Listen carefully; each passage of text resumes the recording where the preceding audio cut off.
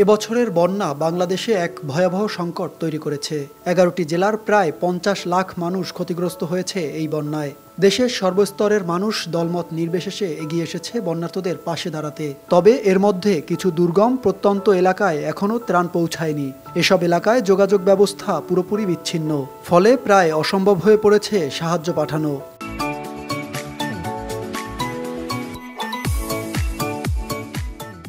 বেশিরভাগ মানুষই সামনে দিচ্ছে, বাট ভিতরে কেউ যেতে চাচ্ছে না। হয়তো নৌকার সমস্যা বা দুর্ভোগ, ২-৩ ঘন্টা জার্নি করে ট্রলার দিয়ে যেতে হয় ভিতরে।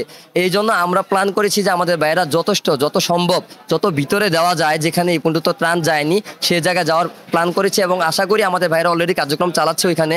আর আমরাও এখান থেকে আমাদের ত্রাণ প্রস্তুত করছি এবং এগুলো পাঠাবো আজকে রাতের মধ্যে। তবে এই সমস্যার একটি অভিনব সমাধান নিয়ে এগিয়ে এসেছে ঢাকা বিশ্ববিদ্যালয়ের সূর্য সেন হলের শিক্ষার্থীরা। তারা সিদ্ধান্ত নিয়েছে বিশ্ববিদ্যালয়ে পড়তে আসা সেই সব শিক্ষার্থীদের মাধ্যমে ত্রাণ পৌঁছে দেওয়া হবে যারা বন্যা কবলিত ১১টি জেলার বাসিন্দা।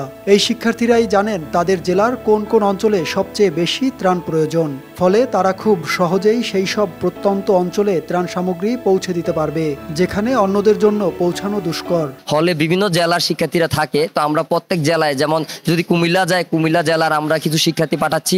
তার পাশাপাশি তারা ওইদিকে তাদের যে ভাই আছে বা অনেক মানুষজন তো আছে, আত্মীয় স্বজন রিলেটিভ আছে, তাদের মাধ্যমে সমন্বয় করে ওইখানে প্রত্যন্ত যে এরিয়াগুলোতে আপনার বন্যায় মানুষ আক্রান্ত হয়েছে ওইখানে পাঠানোর ব্যবস্থা করছে। এই উদ্যোগের শুরুটা হয়েছিল ছোট পরিসরে, যেখানে সূর্য সেন হলের শিক্ষার্থীরা নিজেদের পুরানো কাপড় সংগ্রহ করছিল বন্যার্তদের জন্য। কিন্তু খুব দ্রুতই এই উদ্যোগ বড় আকার ধারণ করে।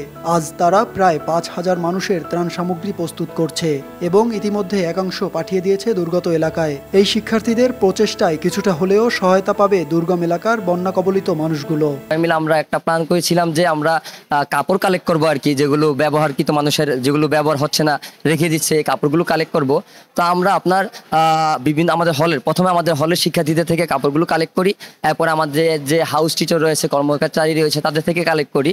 তো আমরা যখন এগুলো প্রচার করা শুরু করেছি, কাপড়ের পাশাপাশি আমরা আর্থিক অর্থ কালেকশন শুরু করে দিয়েছি, তার পাশাপাশি যে যেটা দিতে চায় শুকনো খাবার। তো এভাবে করার মাধ্যমেই মূলত আমাদের কার্যক্রমটি শুরু হয়ে যায় আর কি। শিক্ষার্থীরা তাদের নিজ জেলার পরিচিত হওয়ার কারণে সহজেই চিনতে পারবে কোন এলাকায় বেশি সাহায্যের প্রয়োজন এবং সেই অনুযায়ী বিতরণ করতে পারবে ত্রাণ সামগ্রী। এই ধরনের সমন্বিত উদ্যোগের মাধ্যমে দুর্গম এলাকাগুলোতেও ত্রাণ পৌঁছে দেওয়া সম্ভব হচ্ছে, যা প্রচলিত পদ্ধতিতে অসম্ভব ছিল। এই উদ্যোগ দেশের সর্বস্তরের মানুষের মধ্যে সৃষ্টি করবে একটি নতুন উদাহরণ, কিভাবে সমন্বিত প্রচেষ্টার মাধ্যমে সবচেয়ে দূরবর্তী এলাকাগুলোতে সাহায্য পৌঁছানো যায়। ঢাকা বিশ্ববিদ্যালয়ে বাংলাদেশের বিভিন্ন প্রান্ত থেকে আসা শিক্ষার্থীরা অধ্যয়নরত রয়েছে। তাদের মাধ্যমেই নিজ নিজ এলাকার প্রত্যন্ত অঞ্চলে বন্যায় ক্ষতিগ্রস্তদের মাঝে পৌঁছে দেওয়া হবে এসব ত্রাণ সামগ্রী। সাকিব হাওলাদার, RTV, ঢাকা।